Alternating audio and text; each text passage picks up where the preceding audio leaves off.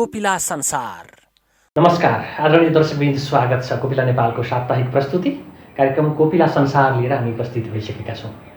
कोपिला नेपालले महिला, बालबालिका र अपाङ्गता भएका समुदायसँग रहेर काम गरिरहेको छ। खास गरी पछिल्लो सन्दर्भ हेर्ने हो भने कोपिला नेपालले CPS GIZ-सँगको सहकार्यमा समुदाय आधारित महिला संस्था र यातना पीडित समुदायसँग रहेर काम गरिरहेको छ भने कोभिड-19 को वर्तमान सङ्क्रमणको बेला यी कार्यक्रमहरूलाई यतापट्टि केन्द्रित गरिएको छ र कोभिड-19बाट यो समुदायहरूमा परेका समस्याहरूलाई सल्टाउनका लागि प्रयासहरू भइरहेका छन्, त्यसलाई सहजीकरण गर्ने काम पनि भइरहेका छन्। यति बेला खास गरी लैङ्गिक हिंसा विरुद्धको 16 दिने अभियान चलिरहेको छ र यो अभियानका क्रममा विभिन्न खालका कार्यक्रमहरू भइरहेका छन् र यी कार्यक्रमहरूले साँच्चै लैङ्गिक हिंसा अन्त्य हुने र आगामी दिनमा समतामूलक समाज, सबै बराबरी भन्ने ढङ्गले कोही पीडित नभएको, कोही चाहिँ पीडक नभएको समाज निर्माण हुनेतर्फ अगाडि बढ्न सकोस्, हामी यो अपेक्षा राख्छौँ, कामना पनि गर्छौँ। आज हामी 16 दिने अभियान अन्तर्गत अन्नपूर्ण गाउँपालिकामा के कस्ता कार्यक्रम भएका छन्, कसरी अगाडि बढेको छ, साथसाथै त्यहाँ न्याय निरूपणको सन्दर्भका कुराहरू छन्, यस्ता कामहरू कसरी भइरहेका छन् भन्ने सन्दर्भ पनि हामी कुराकानी गर्दैछौँ। हामीसँग यति बेला कुराकानीमा हुनुहुन्छ अन्नपूर्ण गाउँपालिकाका उपाध्यक्ष सगुन गुरुङ। स्वागत छ यहाँलाई। धन्यवाद। अब लैङ्गिक हिंसा विरुद्धको 16 दिने अभियान चलेको र यहाँ चाहिँ अन्नपूर्ण गाउँपालिकाको उपाध्यक्ष मात्रै होइन, उपाध्यक्षले नेतृत्व गरिरहेको न्यायिक समिति होइन, त्यसमार्फत यस्ता खालका केसहरू अझ बढी हेरिने लैङ्गिक हिंसाका कुराहरू, घरेलु हिंसाका कुराहरू होइन, महिला हिंसाका कुराहरू यहाँले हेर्ने हुनुहुन्छ। निर्वाचित भएर यहाँसम्म आइपुग्दाखेरि र यो अभियान चलाइरहँदाखेरि यो अभियानको सार्थकता कस्तो देख्नुहुन्छ? यो अभियान चलाउनै पर्छ। हजुर। नचलाउँदा जति यो अवस्थामा छौँ नि, यो अभियानले पक्कै पनि यो स्थितिलाई अलिकति फरक तरिकाले प्रभाव पार्छ होला भन्ने हामीलाई लाग्छ।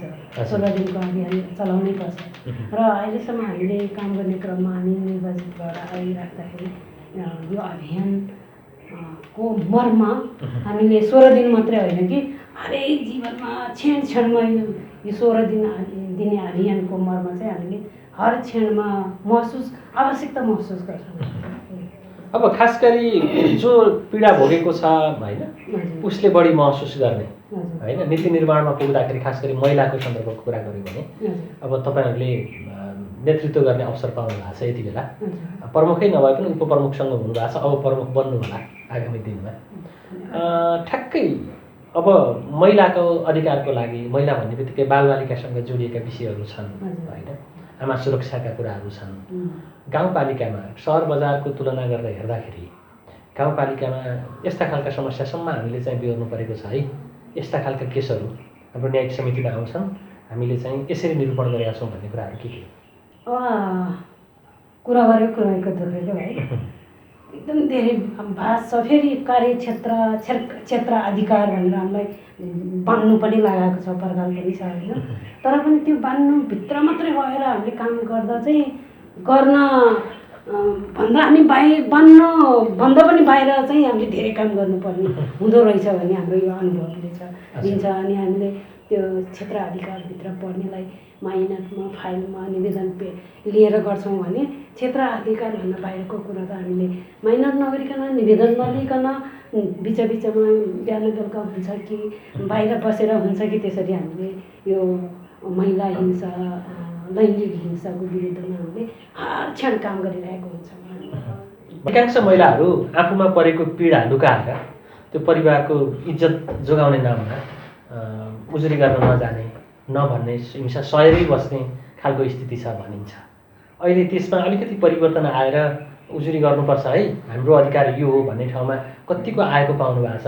1-2 जना अहिले बल्ल यो संवैधानिक व्यवस्था आएर, हामी निर्वाचन आएर 40%ले आउँछ कार्यालयमा।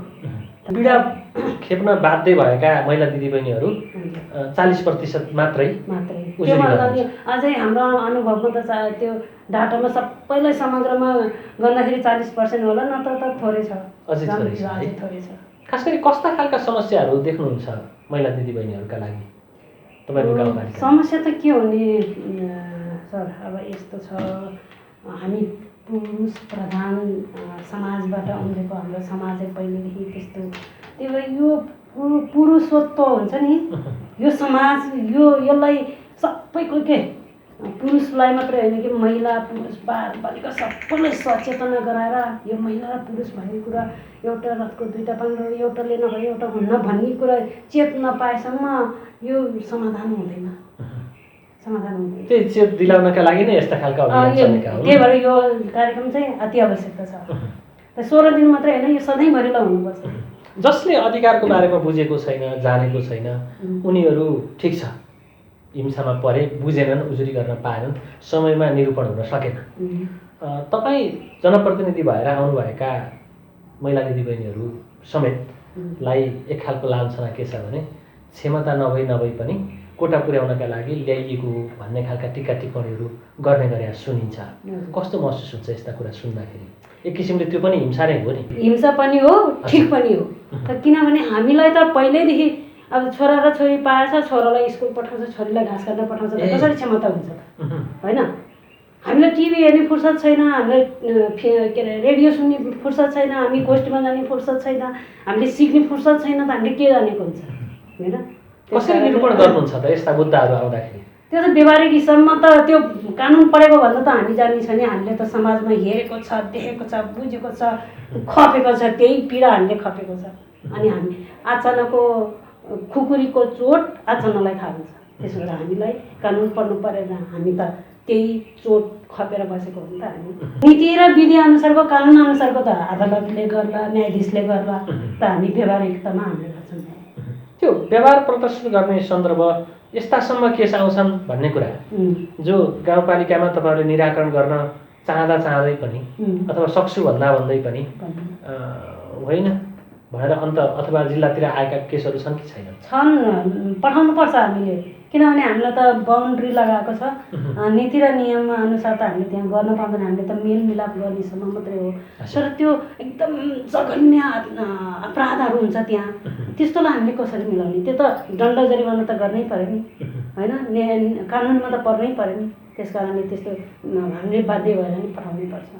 खास गरी महिला दिदीबहिनीहरू अथवा समग्र जनप्रतिनिधिलाई भनौँ, परिवर्तित व्यवस्था अनुसारको कार्य सम्पादनका लागि जुन खालको सिप क्षमताको आवश्यकता छ, यहाँले अगाडि भन्नुभयो सुरुमा विद्यालय जानको लागि हामीलाई विभेद छ, गर्भमै विभेद छ होइन। अब त्यो विभेदबाट आइरहेपछि क्षमतामा केही तलमाथि होला, त्यसलाई स्वीकार्छु यहाँले भनिरहँदाखेरि त्यो क्षमता अभिवृद्धि गर्ने खालका तालिमहरू, सिपहरू सिकाउने प्रयास सङ्घीय सरकारबाट या प्रदेशबाट होइन, स्वयं गाउँपालिकाको स्रोतबाट पुनर्ताजगी भनौँ न, होइन, त्यस्ता खालका तालिमहरू भएका छन् कि छैनन्? त्यो अवसर प्राप्त हुन सकेको छ कि छैन? जस बिस्तारै सुरुवात छ। अच्छा, हुनुपर्ने कुरा एकैचोटि त के हुन्छ र? बिस्तारै भइरहेको छ, प्रयास चाहिँ छ। जनप्रतिनिधि भएर काम गर्दाखेरि महिला भएका कारणले गर्दा यो कुराहरूमा चाहिँ हामीलाई अलिकति थाहा दिएन अथवा नीति निर्माण प्रक्रियाको कार्यान्वयन गर्ने कुरामा हामीलाई समावेश गरिएन भन्ने खालको अनुभूति तपाईँ जस्तै अरू दिनै छ नि, छेडछाडमा छ नि, भन्दैनन् हामीलाई, भन्दैनन् के जानेछ र यिनीहरूले भने जस्तो हुन्छ। उहाँहरूलाई त्यस्तो सोच हुन्छ क्या, हामीलाई किन आवश्यकता पर्छ र? त्यसको सोच्नु पऱ्यो क्या उनीहरूले। त्यसको प्रतिरोध गर्नु भएको छैन? किन हामीलाई समावेश नगरे? गरेछु, गरेर साथ देखाएन नि। अब कसरी, अब एउटा चाहिँ आफै जनप्रतिनिधि पनि आफै पाएका अधिकारलाई उपयोग गर्ने सन्दर्भमा लडाइँ लड्नु पर्ने रहेछ हो? तपाईँको कुरा सुन्दाखेरि त्यो लडाइँ चाहिँ कस्तो खालको छ? यो पहिलो जनप्रतिनिधि हो हामी। हजुर, अब हामीले बोल्दै हामीले सुधार गर्दै गयो भने दोस्रो पिँढीलाई सजिलो होला जस्तो लाग्छ। त्यो नेतृत्व विकास गर्ने क्षमतावान बनाउने होइन। हामी महिला कमजोर छैनौँ, धेरै उदाहरण छन् नि महिला कमजोर नभएका। कल गर्छु त, चौरमा घाम तापेर बस्छ, यस्तै यस्तै कुरा हुन्छ होइन। अनि महिला कमजोर छ भन्ने तपाईँहरूले सोच्नुहुन्छ, तपाईँको मानसिकता कमजोर हो भन्छु क्या मैले। तपाईँको मानसिकता कमजोर हो। ल दुई महिला पुरुष मिलेर सन्तान जन्माउने अरे, ल पुरुषले मात्रै जन्माउनु त नि, महिलाले त जन्माउन सक्छ क्या। तपाईँले जन्माउनु दुइटै मिले पनि तपाईँले त सक्नुहुन्न नि। दुइटा मिलेर तपाईँहरूको साथ पाएर महिलाले सन्तान जन्माउने हो, तर पुरुषलाई त्यो अधिकार त छैन, त्यो शक्ति त त्यो होइन। त महिला कसरी कमजोर? यो अभियान चलिरहँदाखेरि गाउँपालिकामा के गर्नु भएको छ? महिलालाई कृषिमा आत्मनिर्भर गर्नको लागि हामी प्लास्टिक टनेलाहरू वितरण गऱ्यौँ। अच्छा। अनि यो फलफुलको बिरुवाहरू वितरण गर्छौँ। हरेक क्षेत्रमा जोडिन त सबै महिला पनि जोडिन्छ, तर प्राथमिकतामा नपर्ने क्या महिला। हिंसामा परेका महिला दिदीबहिनीहरू होइन, हिंसामा परेका उनीहरूको परिवारलाई माथि लैजानका लागि प्रयास गर्ने के सोच बनाउनु भएको छ? यो त हाम्रो के अरे यो आधारभूत आवश्यकता जस्तै यो जनप्रतिनिधि भएको त हाम्रो त एउटा कोट फेरेको क्या हामीले, एउटा कोट फेरेको। तर यो विषय त हाम्रो त जन्मेदेखि मर्नेसम्म हाम्रो पक्षको विषय हो क्या। हामी लडिरहेको छौँ, लडेर नै यो अवस्थामा यहाँसम्म आइपुगेको हो। अब जनप्रतिनिधि नभयो भने हाम्रो कुरो त त्यो त छँदैछ।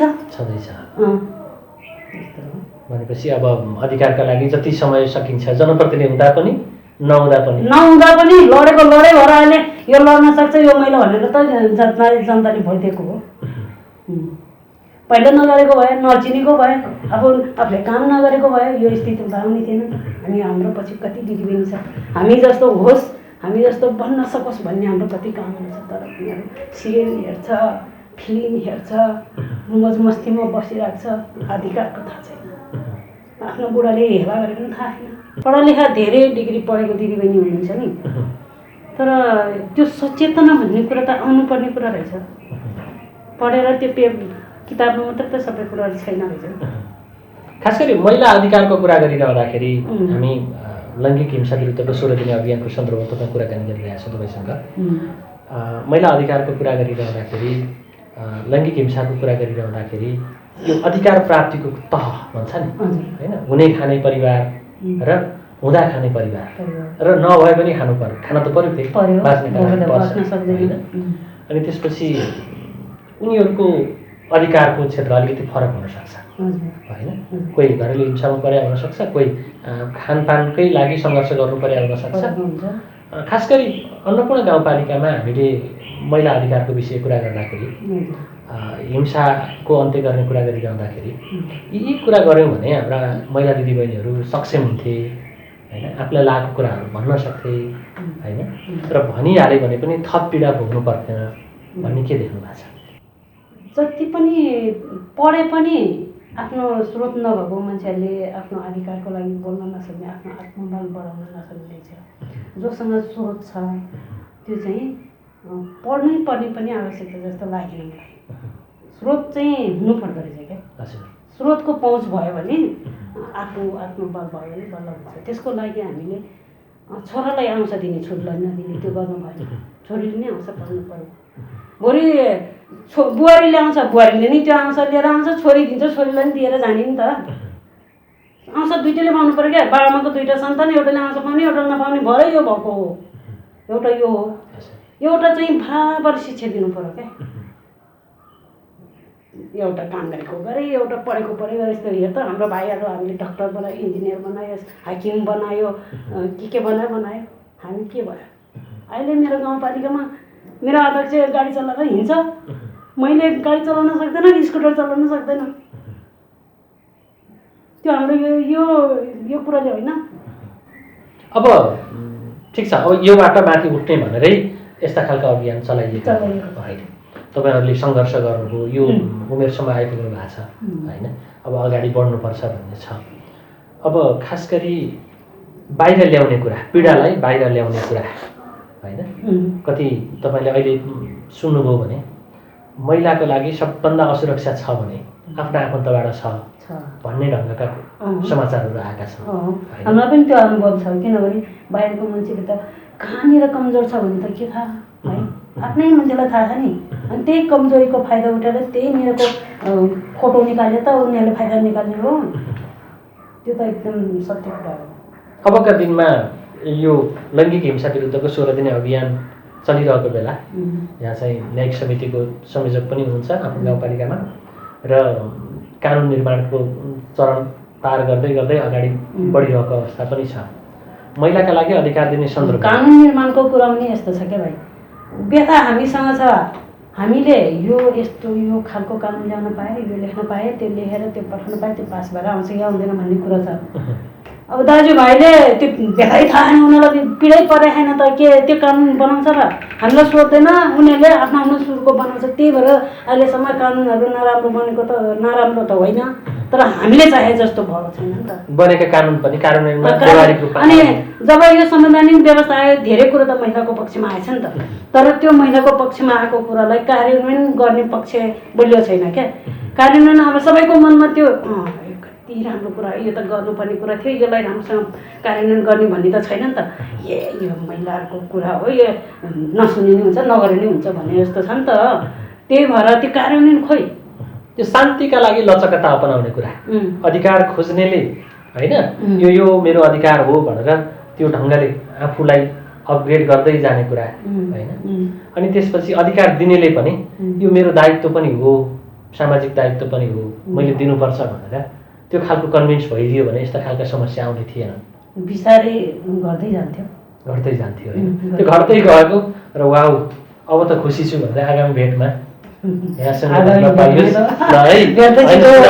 भन्ने होस्। यहाँलाई यो समयका लागि धेरै धन्यवाद। कोपिला संसार।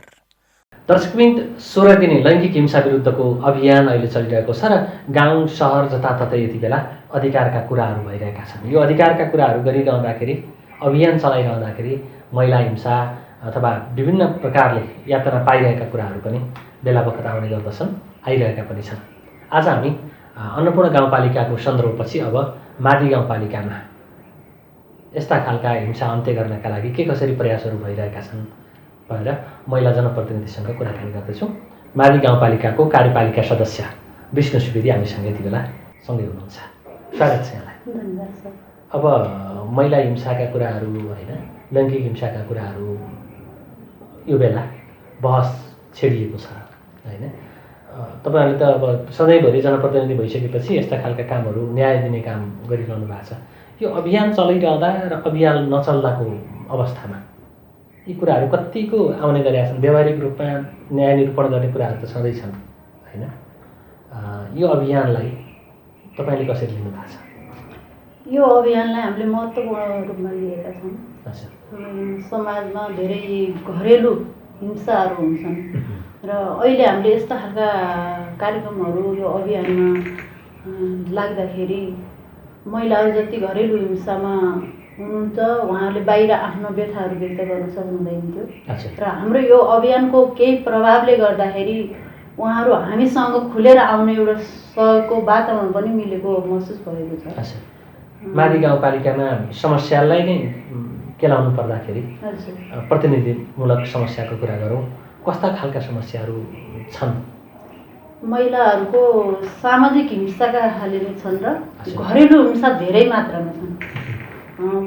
पहिलाको तुलनामा लुकेर बसेका समस्याहरू अहिले हामीले यस्ता अभियानहरू चलाइराख्दाखेरि खुलेर आएका हामीले धेरै समस्याहरू खुलेर हामीसँग आउन सकेको, सम्बन्धित निकायहरूसँग जान सकेको हामीले महसुस गरेका छौँ यो कार्यक्रमको प्रभावले गर्दाखेरि।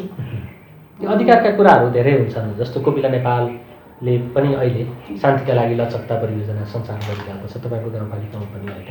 तपाईँहरूसँगको सहकार्यको पाटो यस्ता खालका सङ्घ संस्था र सरकारी तौरबाट भइरहेका प्रयासहरूको एउटा निक्लने निष्कर्ष भनौँ न, प्रतिफल भनौँ, त्यो कस्तो हुँदै गएको छ? एकातर्फ हामी चाहिँ अवेरनेस पनि गरिरहेछौँ, अर्कोतर्फ फेरि अधिकार प्राप्ति त त्यस्तै त्यस्तै हो भन्ने छ कि होइन, अलि सन्तोष लिने ठाउँमा छ? यो अभियान नचलेको भए त क्या हो भन्ने हुन्थ्यो। जुन अहिले हाम्रो कोपिला नेपालले नि यस्तो हामीलाई एउटा सहकार्यको रूपमा माडी गाउँपालिकासँग यस्ता कार्यक्रमहरू, महिला हिंसा विरुद्ध महिला कार्यक्रमहरू चलाउँदाखेरि यस्तो सङ्घ संस्थाले नै हामीलाई एउटा बाटो देखाइदिनु भएको छ। किनभने उहाँहरू धेरै अनुभवी हुनुहुन्छ, उहाँहरू धेरै एउटा अनुभव प्राप्त हुनुहुन्छ। हामी भर्खरै जननिर्वाचित भएर आएपछि कानुनी कुराहरू धेरै हामीलाई त्यो अनुभव छैन। हामीले नि कि पढेर कि अघि नै हाम्रो दिदीले भने जस्तो एउटा व्यवहारिकताले पढेर भोगेका कुराहरू हामीले व्यक्त गर्न सक्छौँ र कानुनी पढ्ने कुराहरू अलिकति कमजोरी हाम्रो सङ्घ संस्थाले धेरै सहयोग गरेर हामीले धेरै अनुभव बटुल्न पाएका छौँ र उहाँको साझेदारीले गर्दाखेरि हामी कार्यक्रममा धेरै सफल राम्रो महत्त्वपूर्ण भएको छ जस्तो मलाई महसुस लागेको छ। र हामीले गत साल र अघिल्लो साल गरेर यो लङ्गित हिंसा 16 दिवसीय कार्यक्रम उपाध्यक्षसँग महिला कार्यक्रम भनेर 12वटै वडामा 16 दिनसम्म हामी एउटा सहयात्रीको रूपमा कल्पना गुरुङ र म उपाध्यक्षसँग हिँड्यौँ। हाम्रो कार्यपालिका बैठकको निर्णय अनुसार हामीले यो एउटा कानुनी सचेतना कार्यक्रम लिएर हाम्रो अधिवक्ताहरूलाई लिएर हामीले यसरी हिँड्दाखेरि दिदीबहिनीहरू एकदम खुसी व्यक्त गर्नुभयो क्या। किनभने यो कार्यक्रमको माध्यमले गर्दाखेरि आज हाम्रो वडामा यसरी जनप्रतिनिधिहरू यस्तो खालको कार्यक्रम लिएर आउनुपर्छ, अरे कार्यक्रम छ अरे भनेर एउटा वडामा हामीले खबर गरेर जाँदाखेरि र त्यहाँ आएर उनीहरूले कानुनका कुराहरू सुनेर र आफूभित्र पऱ्यो म यो कुरा मैले भन्नुपर्ने कुरा म भित्र मैले भन्न नसकेको छु, अधिकार त रहेछ नि, मेरो श्रीमानबाटै यस्तो पीडित छु, मेरो घर परिवारबाटै पीडित छु, अथवा सामाजिक हिंसामा छु। अब जस्तो सामाजिक हिंसा निशानी वैशीको आरोप लाग्ने, दाइजो प्रथाका कुराहरू, बाल विवाहहरू, यस्ता हिंसाका कुराहरूको कानुनको कुराहरू बुझ्न पाउँदाखेरि दिदीबहिनीहरूले ओहो यस्तो खालको कार्यक्रम पहिला नि पाउनु भए आज हामी यसरी रोइरहेर भित्र बस्नु पर्दैन थियो हैन, कानुनसँग त डराउनु पर्छ नि भन्ने खालका अभिव्यक्तिहरू हामीले पायौँ। भनेको अधिकार के हो भनेर बिस्तारै चिन्दै गएको अवस्था हो। हजुर, उहाँले बल्ल चिन्ने प्रयास पाउनुभयो, बाटो पाउनुभयो, उहाँले बाटो बल्ल बुझ्नुभयो। यसरी जाँदा हामीले अधिकार प्राप्त गर्न सक्ने रहेछौँ भन्ने बाटो बल्ल बुझ्न पाउने अवसर मिल्यो हामीलाई सङ्घ संस्थाको तर्फबाट पनि। हामीलाई एउटा हामी जनप्रतिनिधिले नै हामीलाई पहिला एकापले नै यस्तो महिला कार्यक्रमहरू दिनुहुन्थ्यो, सिडब्ल्युएसएलले नि बालबालिकाको क्षेत्र र महिलाको क्षेत्रमा केही यस्तो कार्यक्रम गर्नुहुन्थ्यो र कोपिलाले अझ यो मनोसामाजिक क्षेत्रमा क्षेत्रमा विशेष योगदान र विशेष राम्रो उल्लेखनीय काम गरेको हामी माथि गाउँपालिकाको बोर्डमा पनि यो निर्णयमा विशेष हाम्रो छलफल हुन्छ सर। कोपिला नेपाललाई यो धन्यवाद विशेष हामीले दिन चाहन्छौँ। महिलाको क्षेत्रमा बाटो देखाउनमा ठुलो कोपिलाको कतिपय मान्छेहरू के भन्छन् भने यो अधिकारका कुराहरू मात्रै गरे होइन, हिजो अधिकारका कुरा यति माथि नगर्दाखेरि यो खालका घटनाहरू बाहिर आउँथेनन् अथवा शान्त थियो भन्ने ढङ्गले तर्क गरेर सुनिन्छ। के भन्नुहुन्छ? बाहिर ल्याउन नसकेपछि त गोप्य भित्र लुकेर भित्रै म अधिकार खोज्न म जान सकी छैन, म घर परिवारमै पीडित छु, म रोइरहेको छु भने समाजले के थाहा छ? त्यसै शान्त भनिस बाहिर कोलाहल त अधिकार खोजेर आन्दोलन गरेपछि मात्रै थाहा हुने हो नि, अधिकारै खोज्न आउन सक्नुहुन्न नचाहनेहरूले चाहिँ यस्ता खालका कुरा गर्छन्। त्यो त अधिकार अब खोज्ने भए अब महिलाहरू टाढा हुने भए भन्नेले त्यस्तो भन्ने हो। अब महिलाहरू बुझे अब टाढा भए पुरुषहरूलाई अब त्यो पहिलाको दबाब दिन सकिने भएन, अब महिलाहरू सकिने भएन भन्ने खाले। जनप्रतिनिधिको दृष्टिकोणबाट हेर्दाखेरि आफै स्वयं जनप्रतिनिधिहरू पनि विभेदमा छन्, महिला पुरुष भनेर विभेद गरिन्छ भन्ने कुरा त हामीले अघि अन्नपूर्ण गाउँपालिकाको उपाध्यक्षज्यूबाट पनि सुन्यौँ। त्यस्तो खालको अनुभूति त्यो हामीमा छ सर। जस्तो म कार्यपालिकाको सदस्य छु, पहिला हामीले त्यो सदनमा हामी नै अधिकारबाट वञ्चित हुनु भएन। हाम्रो त्यहाँका पुरुष वडाध्यक्ष 12वटा वडाध्यक्ष हुनुहुन्छ, प्रमुख हुनुहुन्छ, प्रशासकीय अधिकृत हुनुहुन्छ। उहाँले हामीले होला भूमिका मिलाएर हामी त्यो बानी भएन भर्खर जन्म अनि दिदीले बल्ल एउटा कोट फेरेका छौँ भन्नुभयो। हामी त पहिलो स्टेपमा छौँ। अहिले बल्ल सङ्घीयताले हामीलाई यो अधिकार प्राप्त भएर भर्खर घरबाट निकालेर हाम्रा महिला दिदीबहिनी न्यायकर्मी दिदीबहिनीले हामीलाई यहाँसम्म अवसर मिलाउने यो अधिकार प्राप्त गरिदिनु भएको छौँ। अनि पुरुषहरू त जन्मदेखि उल्टै एउटा चलन नै छ नि, छोरा त जन्मेपछि नाभी पनि चौतारीमा गाने सभामा जानुपर्छ सभा। छोरा भनेपछि छोरी भनेपछि खाना पकाउनु पर्दा खाने बेला र पकाउने बेला आउनुपर्छ ऐनामा गाड्नु। हाम्रो संस्कार यस्तो छ क्या, हामी त्यही संस्कारबाट हाम्रो नसा मेरो आमाले त्यही सिकाउनु भयो, घर सासूले त्यही सिकाउनु भयो। अनि मैले मेरो श्रीमानलाई ओछ्यानमा चिया टकाउनु पर्ने, अनि उठेर उहाँ चिया खाएर हातमुख धोएर सट्ट सुट प्यान्ट लाएर सभामा जानुहुन्छ। म जनप्रतिनिधि भयो नि, म घरको सारा धन्न भ्याएर घर टिया बस्तु छोराछोरी श्रीमानको चित्त मेरो सासु ससुरा चित्त बजाएर म बैठकमा जान्छु। अनि पुरुष तर हामी कसरी हुन सक्छ? हामीले त त्यो हिजो हाम्रो नसामा त दुःख त्यही भोगेरै आइरहेका छौँ। अनि त्यो व्यथा हाम्रो प्रमुखले बुझ्नु पर्यो, वडाध्यक्षज्यूले बुझ्नु पर्यो। म बोल्छु भनेर जब हामीले आज यिनले के बोल्छन् र जस्तो हाम्रो अझै पनि हाम्रो प्रमुख वडाध्यक्षज्यूसँग अझै अहमता मैले महसुस गरेको छु सर। मिलाएर कुनै भावुक शब्द घुमाइ फिराइ हामीले व्यक्त गर्न नसकौँ। तर हामीसँग वडा अध्यक्षभन्दा कम क्षमता छैन, अझ बढी छ। मैले त्यत्रो चित्त बुझाएर सारा परिवारको चित्त बुझाएर म बैठकमा उपस्थित समयमा भन्छु भने वडा अध्यक्षज्यू त श्रीमतीले पकाएको खाएर मात्रै जानुभएको नि। भनेपछि हामी पुरुषभन्दा केमा कमजोरी छौँ? क्षमता त हामीसँग बढी हो नि। त्यो समाजले अझ किन मूल्याङ्कन गर्दैन? पुरुषले अझ किन त्यो महसुस गर्न सक्नुहुन्न? त्यो व्यथा त प्रमुखज्यूको श्रीमतीलाई नि छ नि, हो कि होइन? उहाँ चट्ट उठेर खाना खाएर गरेर गाडीमा जानुहुन्छ। अनि प्रमुखलाई सुविधा, वडा अध्यक्षलाई सुविधा यातायातको। हामी खुट्टाले हिँडेर गाउँपालिका गएका छौँ। बेलुका 5 बजे 6 बजे गाउँपालिकाबाट मिटिङबाट उठ्छौँ, खुट्टाले हिँडेर घर आएर परिवार सम्हालेका छौँ। वडा अध्यक्षज्यूलाई साधन छ, सरल साधनमा जानुभएको छ, तै पनि अझ हामीलाई कमजोर देख्नुहुन्छ। अब कसरी अन्त्य गर्ने? जनप्रतिनिधि बिचमै भएको यो विभेदको अन्त्य गर्नुपर्ने हो। अनि त्यसपछि तपाईँ विभेदबाट अलिकति माथि उठ्न सकियो भनेपछि अझ सहज ढङ्गले काम त गर्नुपर्छ नै, अझ सहज ढङ्गले काम गर्न सकिन्थ्यो होला, होइन? त्यही लड्नुपर्ने, आफै लडिरहँदाखेरि अरूका लागि लड्ने कुरा गौणमा पर्न सक्छ, होइन? के भन्नुहुन्छ? अब हामीले 3 वर्षको कार्यकाल सकियो, लगभग 1.5 वर्ष मात्रै छ। अब हामीले यो भोगेको पीडा, हामीले गरेको महसुस, जति हामीले अब यो अधिकार खोज्दै जाँदा अब आउने निर्वाचित दिदीबहिनीले सजिलै हाम्रो दुःख भराउन नपरोस्, प्रश्न ठडाएर सजिलै यो आफूले कुरा राख्न सक्नु। किन उहाँले त, हामी त पहिलो भयो, संहिताले पहिलोचोटि अवसर पायौँ, एउटा संस्थापक, एउटा छुट्टै नीति नियम पारित गर्ने, हरेक संरचना बनाउने धेरै व्यस्तता भयो। अबको दिदीबहिनीहरूले त विकास निर्माणको कामहरू नै धेरै भइसकेका छन्। अनि हाम्रो सिकिसक्नु भएको छ, हाम्रो व्यथा देखिसक्नु भएको छ। अनि धेरै मिडियाहरूबाट यसरी आज हामी यसरी बोल्दाखेरि अबका दिदीबहिनीहरूले सजिलै उहाँहरूले आफू कसरी पहिला आफू अधिकार पाउने र आफूले दिदीबहिनीहरूलाई अधिकार कसरी दिने एउटा बाटो देखाउने भन्ने कुरा सुरुमै एकदम सचेत भएर जाने सल्लाह सुझाव दिन सक्नुपर्छ। बस यहाँलाई यो समयका लागि धेरै धन्यवाद। धन्यवाद सर, यसरी बोल्ने अवसर दिनुभएकोमा हजुरहरूलाई विशेष धन्यवाद। कोपिला संसार दर्शकवृन्द, हामीले कुराकानी गऱ्यौँ मादी गाउँपालिका कार्यपालिका सदस्य विष्णु सुवेदीसँग। कुराकानी पनि तपाईँले हेरिसक्नु भएको छ। लैङ्गिक हिंसा विरुद्धको 16 दिने अभियान चलिरहेको छ र यो अभियानको सन्दर्भमा हामीले उहाँहरूसँग कुराकानी गरेका छौँ। अबको क्रममा हामी एउटा सामग्री प्रस्तुत गर्छौँ। सिपिया जिआइजेड सङ्घको सहकार्यमा कोपिला नेपालले सञ्चालन गरेको शान्तिका लागि लचकता परियोजना अन्तर्गत यातना पीडितहरूका लागि मनोसामाजिक सहयोग कार्यक्रमको समीक्षा तथा सरोकारवालाहरूको भूमिका विषयक अन्तर्क्रिया कार्यक्रम सम्पन्न भएको छ। म्याग्दी, बागलुङ, गोर्खा र लमजुङमा यस्ता कार्यक्रम सम्पन्न गरिएको हो।